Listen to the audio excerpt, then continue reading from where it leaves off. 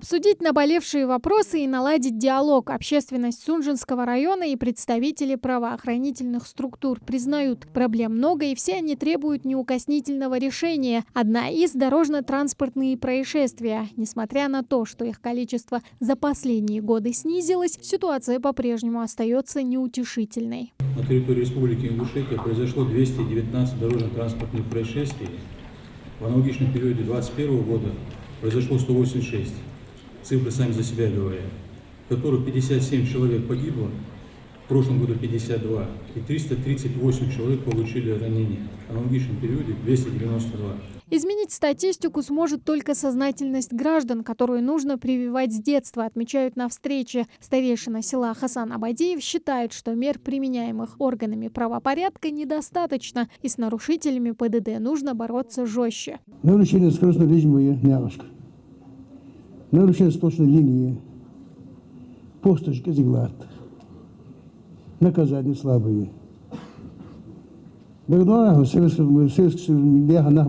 жили в Советском Союзе.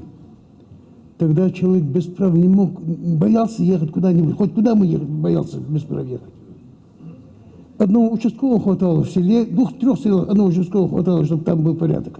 Еще одна глобальная проблема современного ингушского общества – наркомания. Неутешительная статистика гласит, что подростки все чаще становятся участниками наркобизнеса и пленниками опасной зависимости. Тем, кто делает на этом деньги, выгодно, чтобы наркотики воспринимались как часть молодежной субкультуры. Правоохранители ведут с этим злом усиленную борьбу. Учетом нашего менталитета, даже в горах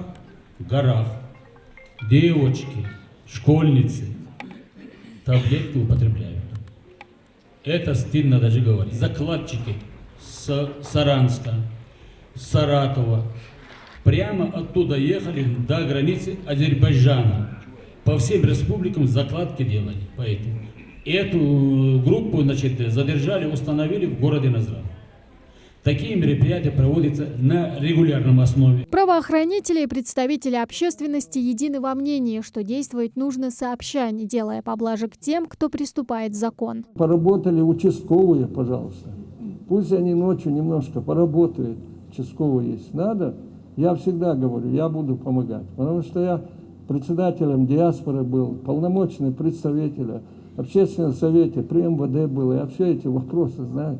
Потому что я готов тоже помогать. Потому что мы вместе можем навести порядок. Диалог вышел продуктивным. Каждый в зале высказал свое мнение относительно обсуждаемых тем. Всех объединяет то, что они переживают за свою республику. Вы видели, настолько было сегодня население, которое принимало участие в этих мероприятиях, насколько она была дискуссия, как проходила, что они были взволнованы этим вопросом. Почему? Потому что действительно у нас очень большие проблемы с этими вопросами.